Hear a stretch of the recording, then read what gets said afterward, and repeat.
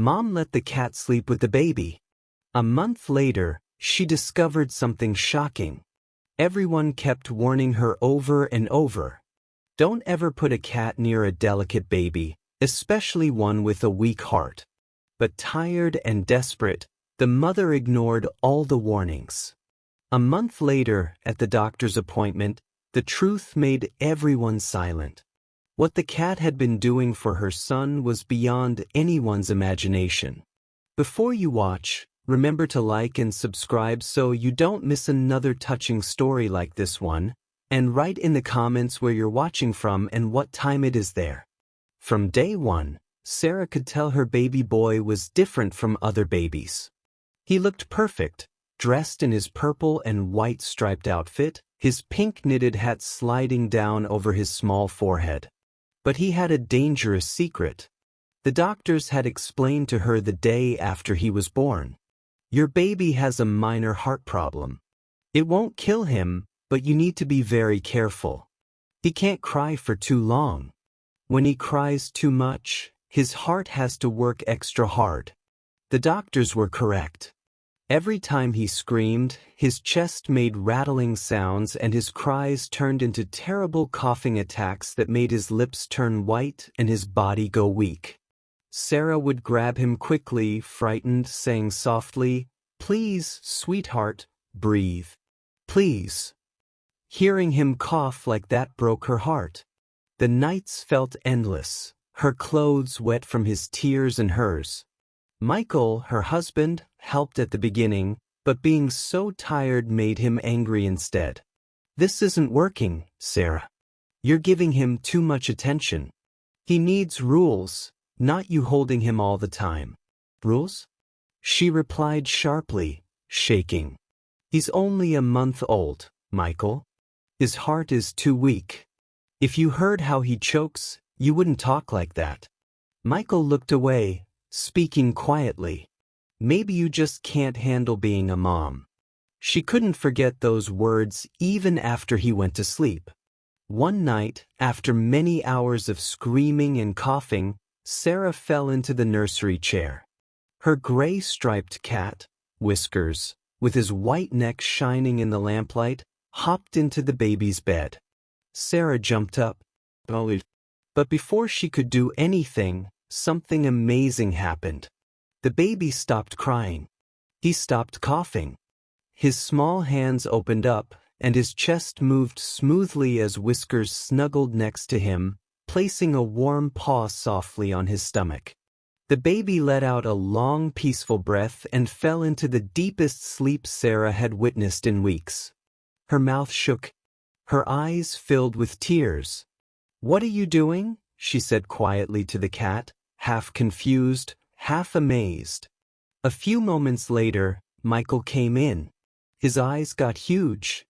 "Have you lost your mind?" His words were harsh enough to make Sarah jump. "You allowed that animal in there? What if it stops him from breathing? What if it scratches him?" "Sarah, his heart is weak. Do you want him to suffocate too?" Sarah didn't back down, even though her voice was unsteady. "Look at him, Michael. He's breathing perfectly. No coughing, no crying. Can you see that?" Michael's expression became hard. "I see a mother willing to risk her son's life. You think feeling better is worth the danger? Someday you'll be sorry." He left angry, leaving her by herself with the baby and the cat. Sarah sat still, feeling both scared and amazed. Her baby's calm breathing sounded like music in the room. For the first time since he was born, she felt hopeful. The following days brought both comfort and pain. Every night Whiskers walked quietly into the bed, wrapping himself protectively around the baby. And every night the baby slept calmly, his small chest not making those rattling sounds anymore. But the neighbors saw. They talked, some speaking loud enough for Sarah to hear. "That poor child being kept with a cat in his bed. That's why he's sick. She's careless. Some women shouldn't have kids." Her own sister, Rebecca, challenged her one morning. Sarah, this is awful. Cats have germs. What if he catches something? What if his heart stops and you're too stubborn to understand why? Sarah's hands shook, but her voice came out desperately. You just don't get it. Without him, without Whiskers, he won't sleep. He cries until he coughs so badly I'm afraid he'll stop breathing. Do you want me to let him hurt? Rebecca's answer was cruel. You're not a real mother. You're a scared person using an animal as protection. Those words cut deeply. That night, Sarah lay on the nursery floor, her sleeves soaked with tears. Whiskers looked at her from the bed, his body pressed tight against the baby like he was protecting him from everything. Time went by. With each peaceful night, the baby got healthier. His face got more color, his coughing happened less often. But Sarah's heart was always worried. What if Michael was correct? What if everyone else was? One night, Michael got home late and saw the usual sight, the cat's striped body curled around their son like a protector. He lost his temper. That's enough, Sarah. The cat leaves or I leave. The baby moved when he yelled, letting out a soft cry. Sarah's body got tight, waiting for the bad coughing. But before it started, Whiskers raised his head, touched the baby gently, and made a soft, calming sound. Right away, the crying ended. The boy's breathing became normal, his eyes closing again. Sarah looked at Michael, her voice calm for the first time. If you can't understand what's happening right here, maybe you should leave because I'm not taking away the only thing keeping our son alive.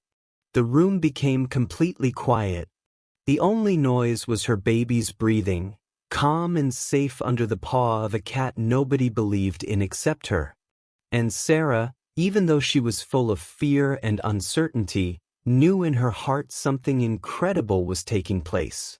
Something that would surprise everyone very soon. For many days after he got angry, Michael wouldn't talk to Sarah. He moved through the house quietly, his eyes showing silent criticism. But no matter how much he tried to ignore it, the reality was right there, impossible to deny. Every night their son slept with the gray striped cat beside him. And every morning the boy woke up calmer, healthier, crying less, coughing less. One evening, as Michael stood by the nursery door, he found himself watching. His son's chest moved up and down smoothly, his cheeks looking healthy. The cat was tucked beside him like a protective darkness, his paw lying gently on the baby's chest. For the first time, Michael didn't see risk. He saw calmness. His voice broke when he said quietly, "Sarah, he looks different, healthier." Sarah, moving back and forth in the chair close by, looked up, tiredness showing on her face, but hope shining in her eyes. "I've been trying to tell you he's improving, Michael. Look at him." Michael put his hand over his mouth, doubt fighting with wonder. "But how? This makes no sense." Sarah struggled to speak. "I have no idea. All I understand is that without Whiskers, he cries until he coughs. And I'm afraid I'll lose him. With Whiskers, he sleeps. He breathes. He survives." For once, Michael said nothing. A month later, they were at the children's doctor's office for the regular checkup. Sarah held her son on her lap, his small head resting on her chest. Michael stood stiffly next to her, his face tense. Dr. Mitchell, an older doctor with gentle eyes, looked through the baby's records, looking concerned. "I remember the last appointment. He was too thin, too pale, and his lungs were having trouble. We were concerned." He put the file down and looked at both of them. "But this baby here, he looks almost healthy. His breathing sounds normal. His heartbeat is better. What changed?" Sarah and Michael looked at each other. She waited, her throat feeling tight. "Mrs. Parker." The doctor spoke softly. Sarah finally answered, her voice almost a whisper.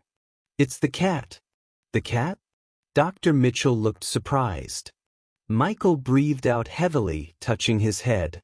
I didn't trust her. I still almost don't. But I've watched it happen. Every time that cat lays with him, he becomes peaceful. No coughing attacks. No screaming until his lips look blue. He simply sleeps. The doctor sat back, arms folded, looking shocked. Then gradually he agreed. It's strange, but it's possible. Sarah's eyebrows came together. What are you saying? Dr. Mitchell spoke carefully, picking his words. Babies with delicate hearts react very strongly to worry. Too much crying can make their small bodies go into danger. What you're describing shows the cat gives a type of control. His warmth, his steady breathing, even his purring, it copies what we call healing stimulation. Sarah's eyes got wide. You're saying Whiskers rescued him? I'm saying the cat might have given what we doctors find hard to give. Steady, gentle control. He smiled a little. But before we decide too quickly, I suggest some tests. Not for the baby, for the cat. We have to make sure he doesn't have allergens, parasites, or bacteria that might hurt your son over time. If those tests show he's clean, then he lifted his shoulders. I'd say you've discovered something remarkable. Michael breathed out, his doubt changing to quiet wonder. For weeks, he had argued with his wife, made fun of her choices, and questioned her judgment. But here was a doctor supporting her desperate decision with science. He looked at Sarah, guilt showing on his face. I'm sorry.